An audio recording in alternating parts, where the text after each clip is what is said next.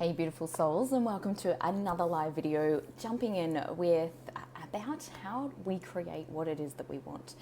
And I think this is really relevant, for what's going on the wider scheme of things, but also what I'm noticing is a lot of people are also coming up in relationship challenges, particularly intimate relationship, but it is such an intense time energetically at the moment that it's so important to remember that you are the creator of your own reality, and to step back into accepting full self-responsibility for your life. I've caught myself many times starting to project blame onto somebody else for how I'm feeling, and I can promise you it does feel better than powerlessness but it doesn't help you resolve the problem.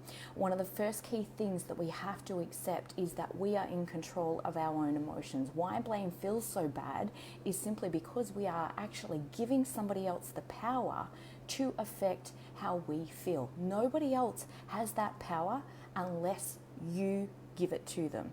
And it is such an important key thing to remember, particularly at this point in time, like I mentioned, in the wider scheme of things, but also in the bigger scheme of things, in perhaps your intimate relationship or your relationship with others.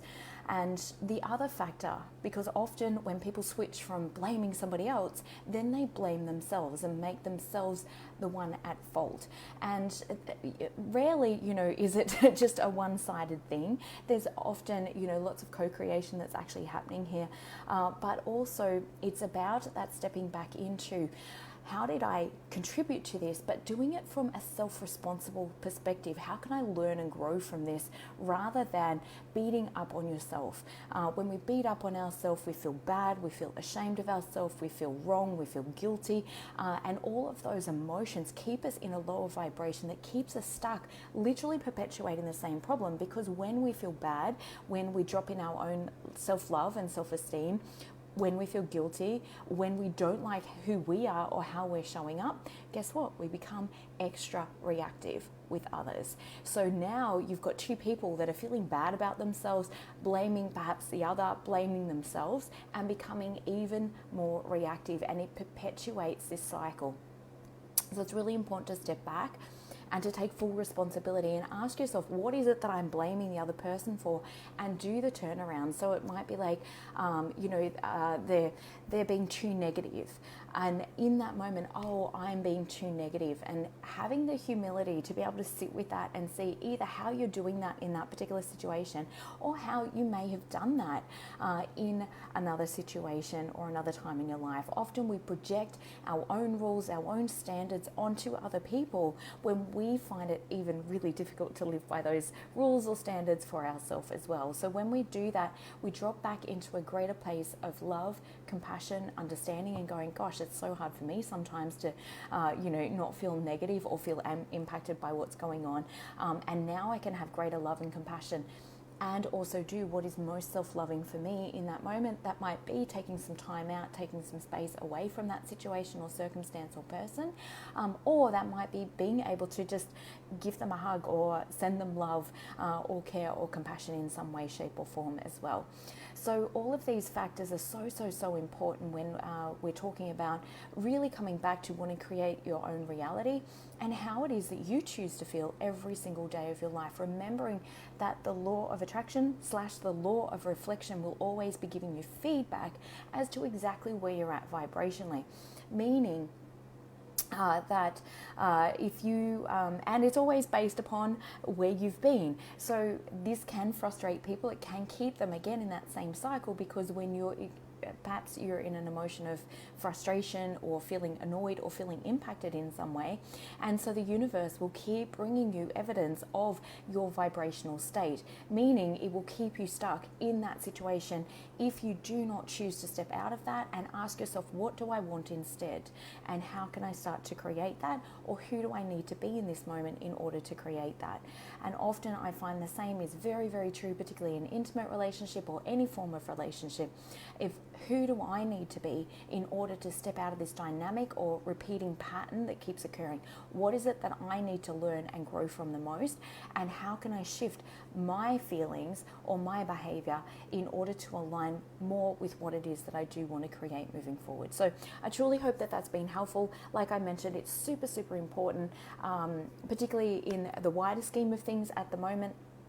But also, you may have noticed that there is greater intensity in your intimate relationship or greater intensity in your relationships as, on a whole. So coming back, not blaming others for how you're feeling. The second you blame, it takes you out of your own power. You're giving your power to somebody else, and effectively you're saying, until they change, I can't feel better. And that makes us feel even more powerless. That makes us feel even more angry or frustrated or annoyed or irritated or grief-stricken, like any of those emotions. So when you say, hang on a second, I'm in charge of how I feel, how do I choose to feel today, that's when you take your own power back. And equally so, if you're blaming yourself, going, oh my gosh, I always do this, I'm just not enough, I'm not worthy of this, or I'm not loving enough, or it's always my fault, all of those things mean that you're actually blaming yourself rather than stepping back into a place of self-empowerment and self-love, going, what do I need to shift and change within myself? Yes, I can love and embrace that aspect of myself, sometimes easier said than done. But what do I need to shift and change within myself to no longer be in this pattern? And perhaps it's actually finding a more empowering narrative of who you actually are for yourself. And that's one of the biggest things that I do, certainly in my Thrive program, and teaching emotional mastery. Now, emotional intelligence, emotional mastery is needed more than ever before. So if that is something that you truly resonate with, if you're feeling exhausted, if you're feeling tired, if you're feeling like a ping pong ball at the moment, or perhaps an autumn leaf going up and down, with everybody else's stuff feeling massively impacted, please reach out, send me a PM. Let's have a chat, see if and how I may be able to help you. Hey Jen, great to have you on. Hey Helen, lovely to have you on as well too, Dylan. So super important to remember, if you've just jumped on, you might want to jump back to the start and watch this video again. And have a beautiful day. And as always, if this has been supportive for you, or if you know somebody else that this might be able to support, please like, love, share it, or tag somebody that you know that this could really help.